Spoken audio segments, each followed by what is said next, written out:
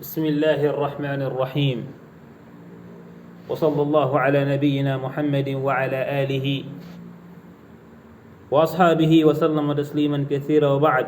Meus queridos irmãos e minhas queridas irmãs, louvado seja Allah subhanahu wa ta'ala, a paz e a bênção de Allah estejam sobre o nosso querido profeta Muhammad sallallahu alaihi wasallam. Profeta Muhammad sallallahu alaihi wasallam, que foi enviado por Deus a fim de orientar a humanidade, a fim de orientar a humanidade a senda reta. Meus queridos e as minhas queridas irmãs, vamos pedir permissão ao nosso querido profeta, e a paz esteja com ele, para nós entrarmos na casa dele e falar um pouco sobre a esposa dele e falar um pouco sobre o assunto do casamento dele com uma das mais dos crentes, para nós comentarmos um pouco sobre aquilo que tem sido comentários de muitas pessoas, comentários de pessoas sinceras e pessoas também menos sinceras. Realmente, o mundo inteiro falou disso, comentou sobre isso, abordou o assunto. Realmente, essas pessoas perguntando como é possível um profeta casar com uma menina de 9 anos, enquanto que ele já era um homem de idade avançada. Ele casa-se com uma menina de 9 anos. Será que isso é compreensível de alguma forma? Ou será que isso é aceitável de alguma forma?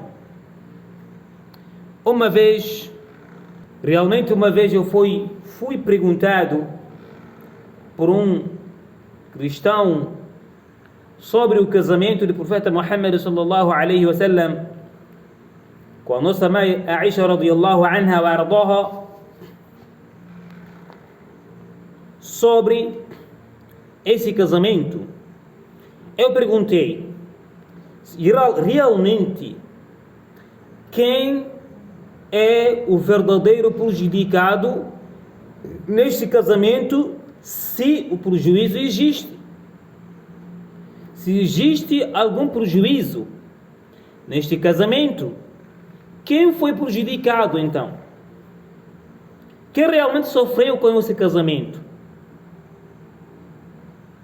Se existisse uma pessoa que sofresse, uma pessoa que fosse prejudicada com esse casamento, ele respondeu com a seguinte forma, dizendo: realmente é a esposa, neste caso a Aisha radiyallahu anha, foi a prejudicada, porque ela foi casada com 9 anos de idade, casou-se com um homem de 50 e tal anos de idade, e ela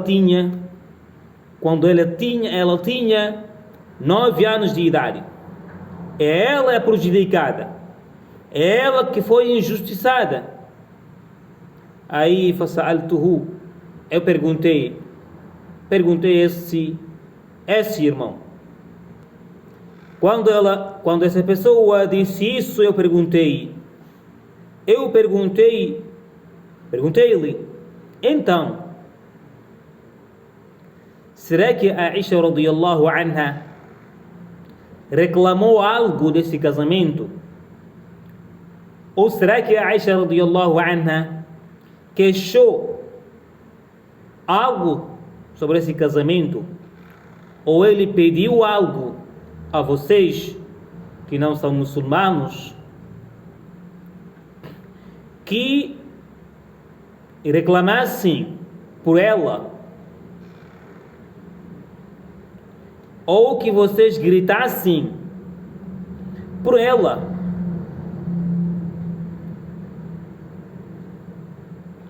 ou ela pronunciou uma única palavra que mostrasse a indignação dela, ou não? De certeza a resposta não. A resposta é lá, não. Será que essas pessoas que comentam hoje são pessoas que preocupam-se mais com os direitos de Aisha radiyallahu anha do que os próprios pais da Aisha, do que o próprio pai Abu Bakr as-Siddiq, que era um empresário, que era um magnata árabe, que tinha forças? Ou eram, ou seja, de hoje que comentam, que falam, que gritam, que lamentam essa situação, estão mais preocupados, ou são mais preocupados dos direitos de Aisha radiyallahu anha que a própria mãe dela. De certeza que não. Tayyib. Ok. Mais uma outra pergunta. Será que os pais de Aisha radiyallahu anha concordavam com esse casamento? Ou recusaram, ou recusavam, ou rejeitaram esse casamento? Aceitaram livremente esse casamento? Ou não? Queremos essa resposta? De certeza, a resposta é não. Não. Aliás, é o contrário. Estavam felizes com esse casamento. Os pais estavam felizes. Estavam felizes com esse casamento. Aliás, ela se vangloriava com esse casamento sobre todas as outras mulheres do mundo. Ela fazia aquilo que nós dissemos, ela fazia fama com esse casamento, ela se vangloriava com esse casamento, ela se orgulhava com esse casamento. E então, meus queridos,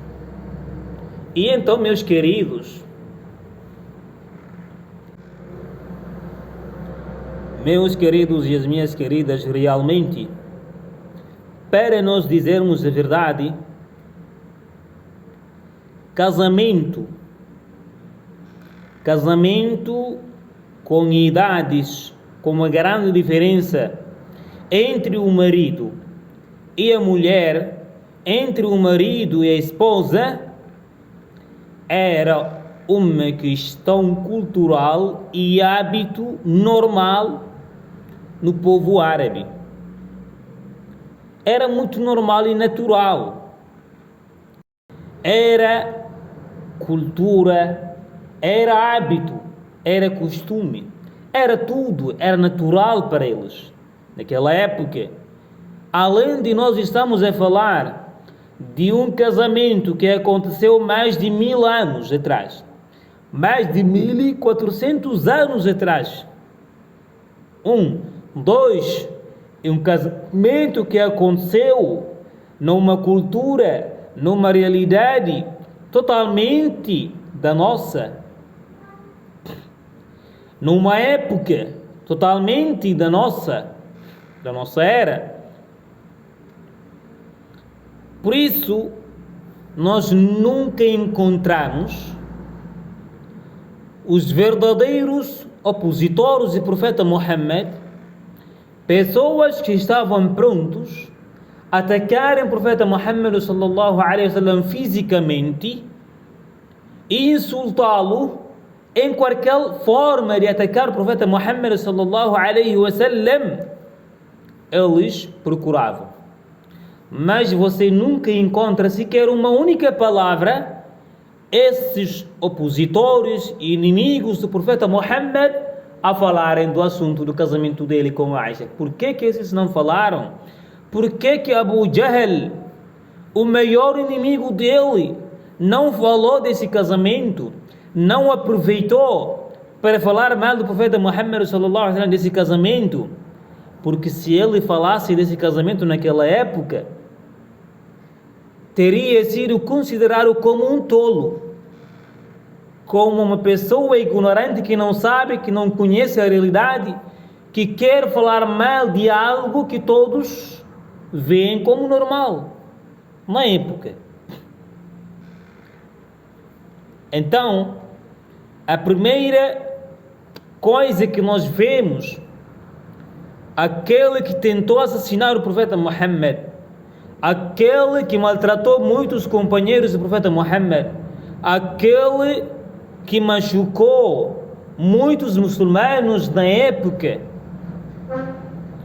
por que nunca ele falou desse casamento? Por que nunca aproveitou para atingir a honra do profeta Muhammad sallallahu alaihi wasallam através daquele casamento? Porque isso era um hábito. É bom lembrar também um outro casamento de Umar radiyallahu anhu.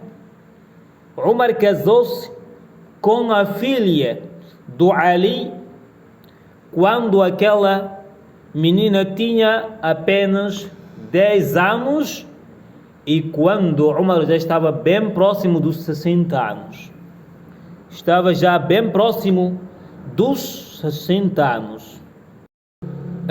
Antes de nós abordarmos ainda esse assunto do casamento completo sobre o nosso profeta Muhammad com Aisha radiyallahu anha, vamos observar aqui,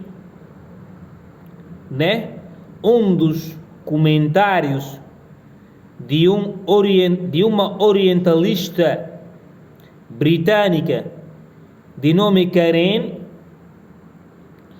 Ela disse o seguinte: a igreja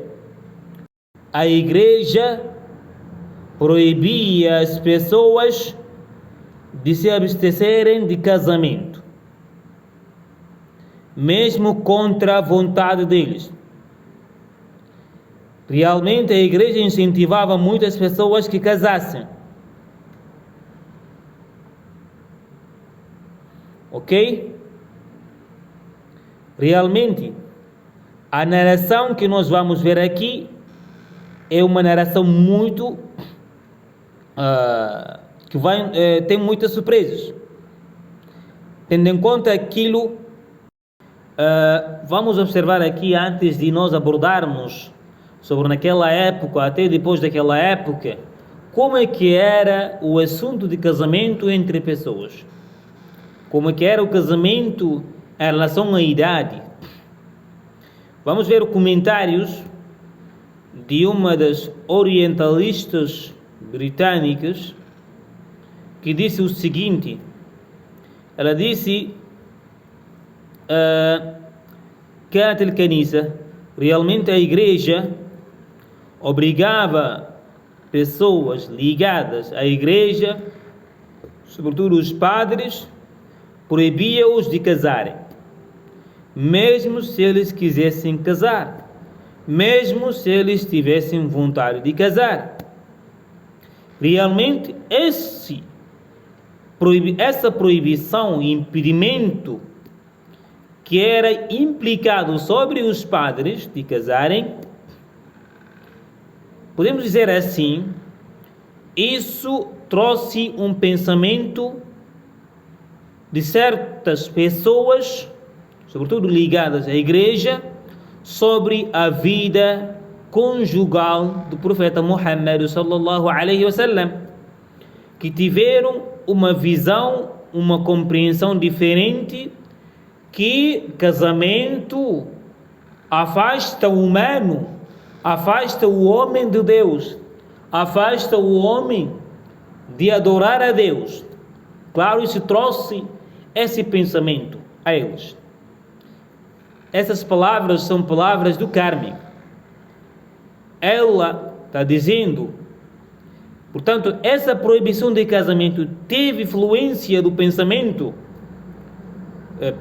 cristão em relação à vida conjugal de certas pessoas e em especial do profeta Muhammad sallallahu alaihi wasallam. Mas se nós observarmos bem, que realmente aquilo que é conectado ao casamento, ou seja, a vida conjugal do profeta Muhammad sallallahu alaihi wasallam, a realidade que existia e que aquilo que é conectado hoje por certas pessoas, sobretudo pessoas ligadas à igreja, você vê que isso não tem nada a ver com a vida conjugal do profeta Muhammad sallallahu alaihi wasallam. Ela está dizendo, realmente por causa dessa proibição, essas pessoas que foram proibidas de casarem contra a vontade própria, tiveram uma visão um pouco estranha, uma visão um pouco fora do contexto, fora da realidade. E agora nós vamos ver, não só na cultura árabe, como nas outras culturas, sejam elas ocidentais, ou orientais, ou africanas, qual é a realidade dos casamentos naquela época. A realidade da diferença da idade naquela época. Vamos começar com um homem chamado de Barulando.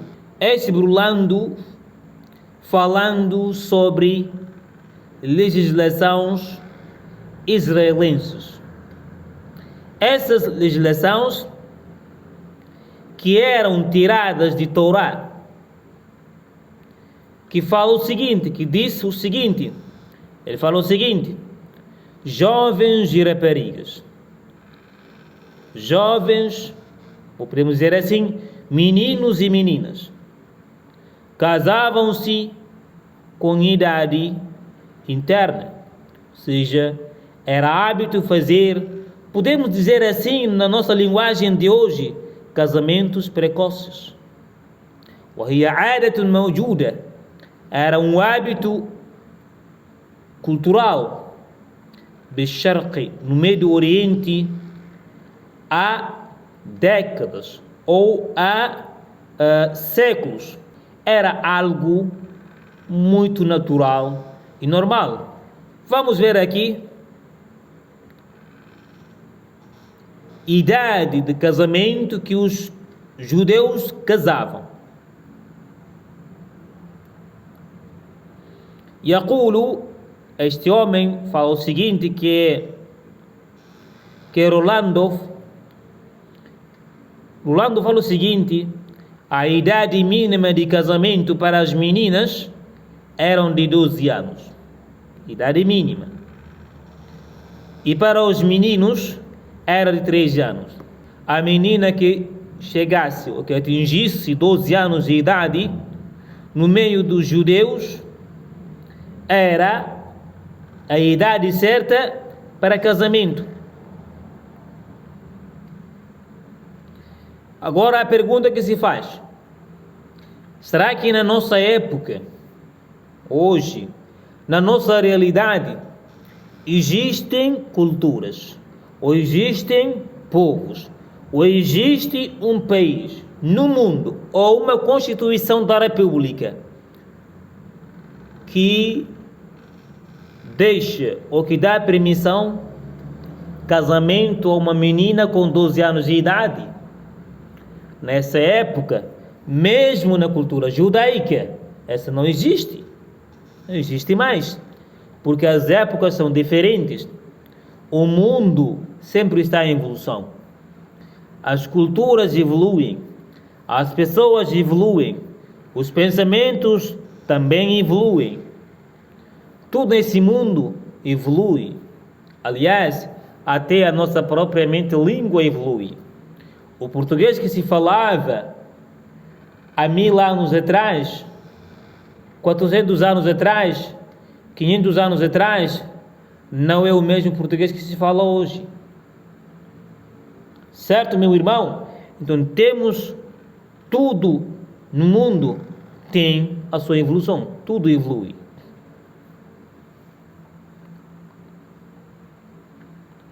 Um outro autor fala o seguinte, que algumas culturas judaicas eram entre as culturas judaicas que o pai tinha direito de dar ao casamento a filha de quem ele quisesse, mesmo se fosse uma criança de menor de idade. Era a cultura deles. Vamos ver ainda o seguinte que esse autor está dizendo. Quer dizer, mesmo se a criança tivesse 6 anos de idade, ou menor que isso, ou menos que isso, perante a lei, perante a Constituição que era a Torá, era direito do pai dar essa menina ao casamento, ao homem que ele quisesse, mesmo com essa idade, mesmo se ela tivesse 6 anos de idade. Mas o que não era permissível, consumar o casamento, era permissível noivar, né, essa menina, mas não era permissível consumar o casamento antes que ela atingisse pelo menos 12 anos de idade. Pelo menos 12 anos era a cultura deles. Pelo menos 12 anos de idade. Agora uma pergunta de novo. Mata tablugh. Quando é que a menina atinge a puberdade? Isso também varia de cultura para cultura, de ambiente para ambiente, de sociedade para sociedade, de um certo globo, de uma certa parte do mundo. A puberdade, a criança atinge essa puberdade muito antes de certas zonas. Vamos ver aqui. Em algumas culturas, com 9 anos de idade, a pessoa já é considerada como pessoa adulta. A criança já é considerada como adulta, com 9 anos de idade. Vamos voltar um pouquinho só. Na biologia, biologicamente, geralmente, as meninas, segundo algumas meninas, dependendo da sociedade onde a criança vive, dependendo do ambiente e as condições de vida que essa criança vive, dependendo também a nível da temperatura ou da umidade onde essa criança vive, algumas crianças começam a misturação com 8 anos de idade. Isso biologicamente o que é que indica? Indica que essa criança, já que começou a misturar com 8 ou com 9 ou com 10 ou com 12 anos de idade, fisicamente, biologicamente, o corpo dele está apto para dar à luz. O corpo dele está apto para dar à luz, ou seja, biologicamente, quando a criança já começa a menstruar, significa que biologicamente o corpo dele fisicamente está apto, ou seja, preparado para dar à luz. Em alguns estudos é verificado aqui algumas partes do globo em que a nível de temperatura é muito alto. Normalmente lá as meninas começam a misturar-se muito mais cedo, muito mais cedo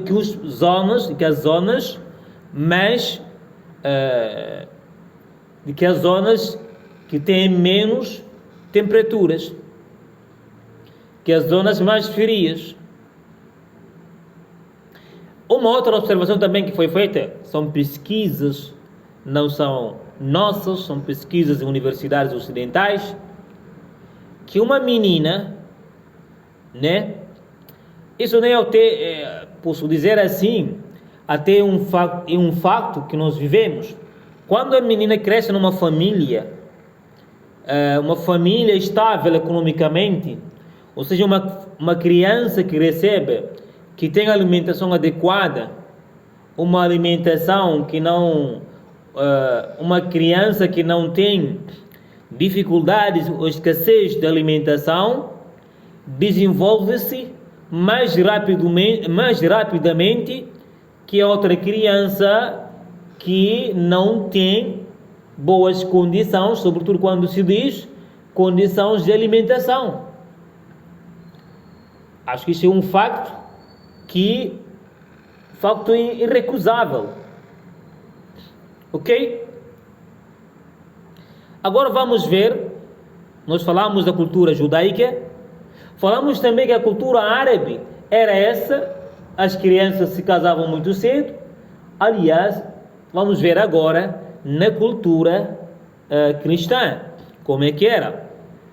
Ok, esse Santo Agostinho é um dos grandes conhecedores de cristianismo, um dos grandes estudiosos de cristianismo, في القرن الرابع الميلادي, que viveu no quarto século depois de Cristo. يتحدثنا عن نفسه, ele fala sobre ele mesmo. Santo Agostinho fala o seguinte, e realmente algumas pessoas comentaram comigo sobre se eu casasse uma certa menina, e essa menina que me indicaram não tinha atingido ainda a puberdade. Então essa criança ainda que faltava para atingir a idade da puberdade, faltava quantos anos então? Faltava 2 anos ainda. Então por isso, será que ela pediu os pais dessa menina em casamento? Sim, ele pediu. O Santo Agostinho pediu essa menina em casamento, ou seja, pediu os pais dessa menina em casamento. O casamento consumou-se logo? Não. Ela teve que esperar durante 2 anos para atingir a idade da puberdade. Mas a idade da puberdade que nós estamos a dizer daquela época e da nossa época são as mesmas. Vamos ver a resposta aqui. Então, quantos anos é que ela tinha?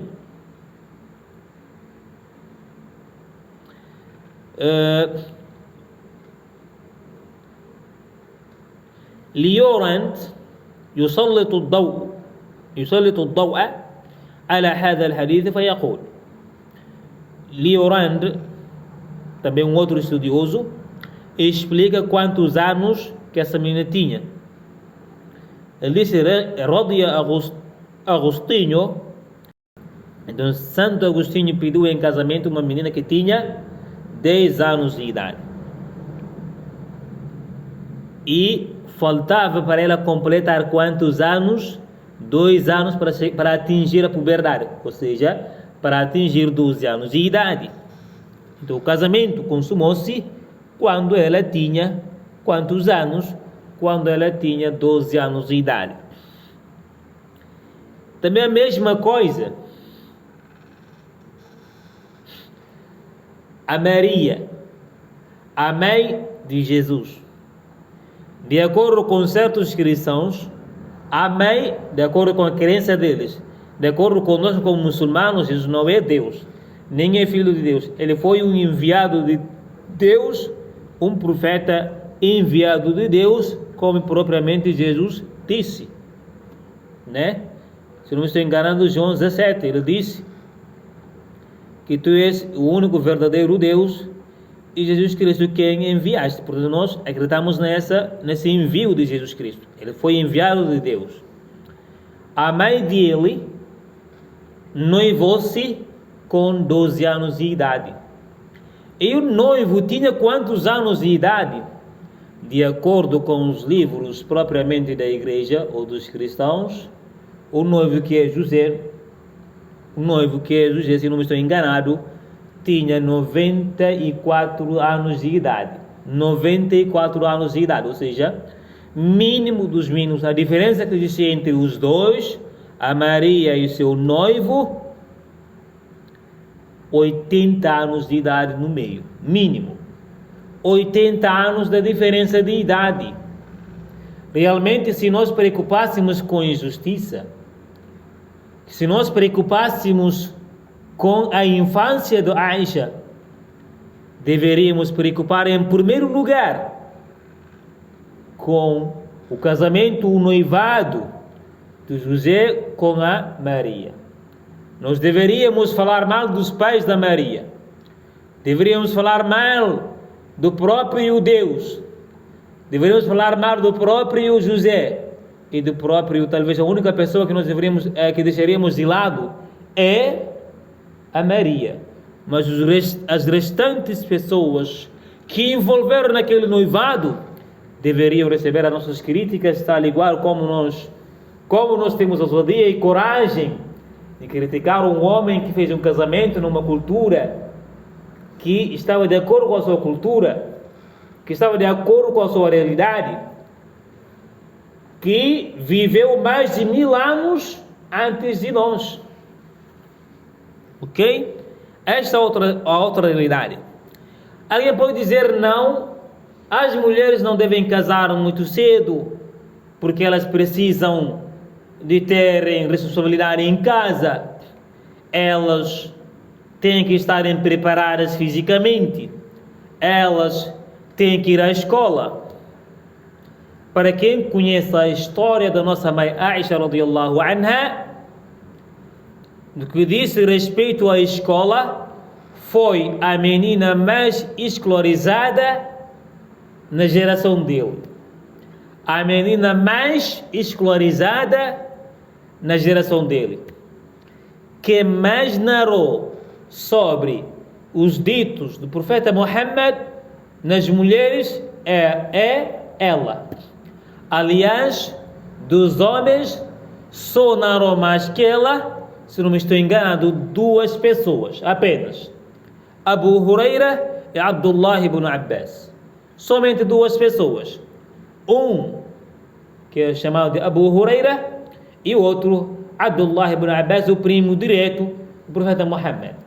Os restantes, Aisha radiyallahu anha foi a mais narradora dos hadiths. Não só ela tinha a própria escola dela, ela tinha os alunos dela, onde ela lecionava essas pessoas. Por isso sempre nós dissemos, pessoas sinceras, pessoas honestas, pessoas que querem algo, casamento nunca é obstáculo à escola. Desde que exista vontade de aprender, de ensinar, de conhecer, de ganhar o conhecimento. Portanto, Aisha radiyallahu anha era a mulher mais escolarizada da época dela. Ou seja, aquela geração, os muçulmanos não tiveram nenhuma mulher que era tão escolarizada, que tinha tão conhecimento como Aisha radiyallahu anha. Portanto, o casamento precoce dela não foi um obstáculo ao aprendizado dela. Nunca foi. E ela nunca reclamou de estar insatisfeita com aquele casamento. Aliás, nós dissemos, ela vangloriava-se com aquele casamento. Os pais também. Então, se formos ver a realidade que ela vivia, ela era filha de um magnata, de um empresário que é Abu Bakr as-Siddiq. Era um empresário em Meca. Ou seja, ela tinha toda a alimentação, ela tinha todo o cuidado em casa. Não era uma família pobre, que não tinha de alimentar, para prejudicar a menina no crescimento dela. Não, isso não existia.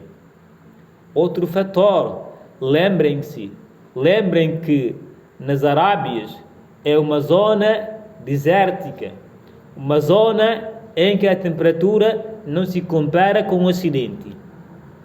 Ok? Não se compara com o Ocidente. Sim, uma zona em que a temperatura é muito alta. Nós dissemos aqui, há alguns estudos que afirmam meninas que cresceram em algumas zonas mais quentes têm tendência de começarem de atingir a puberdade muito mais cedo do que outras meninas que vivem noutras zonas de menos temperatura. Portanto, podemos dizer assim, ainda até a nossa época é conhecida que algumas meninas começam a menstruar com 8 anos de idade, ou 9 ou 10 anos de idade, dependendo de uma menina para outra. E dizemos aqui, a menstruação é sinal de que essa mulher ou essa menina, biologicamente, fisicamente, o corpo dele está preparado para dar à luz. Então vimos aqui na realidade propriamente de cristãos, cristianismo, que Santo Agostinho casou-se com uma menina que tinha 12 anos de idade. A Maria em si casou-se quando tinha, aliás, noivou-se quando tinha 12 anos de idade. A diferença de idade dela e o marido eram enormes. اسمعوا ماذا يقول Willy Orand. Vamos ouvir o que Willy Orand está dizendo. Este homem diz que na época quinto ou sexto século, quarto século depois de Cristo, era muito normal, era muito natural que uma pessoa pedisse em casamento uma menina de 3 anos. Era muito normal, era muito natural. Era muito natural que um homem pedisse pai de uma criança em casamento, ou seja, pedir a criança em casamento na mão de quem? Do pai, através do pai. Uma criança de 3 anos de idade. Era muito natural. E o pai aceitava naturalmente, sem problemas.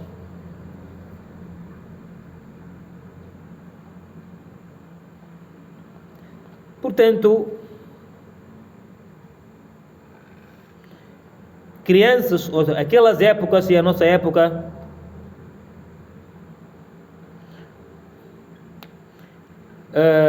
aquelas épocas e a nossa época são épocas diferentes.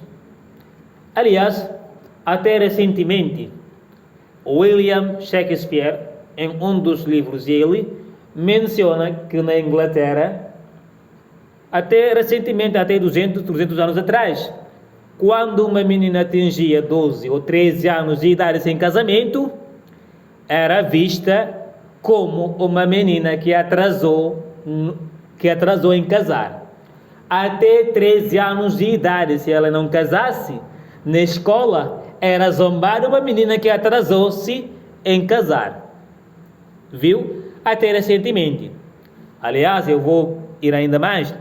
Até recentemente, 20 anos atrás, ou 30 anos atrás, ou até atualmente ainda, na África, em alguns países africanos, algumas meninas são dadas de casamento a certos homens com 3 ou 4 ou 5 anos de idade. Ou menos que isso ou mais que isso. Ou seja, quero mostrar aqui, nessa sociedade, essa cultura é aceitável. O marido aceita. A menina aceita. Os pais aceitam. É algo cultural aceitável. Não é nenhum crime para eles. Okay? Portanto, quando alguém fala do profeta Muhammad sallallahu alaihi wasallam, quando alguém fala do casamento do profeta Muhammad sallallahu alaihi wasallam, sem observar o contexto, sem observar a questão cultural, sem observar a questão da época e das realidades diferentes,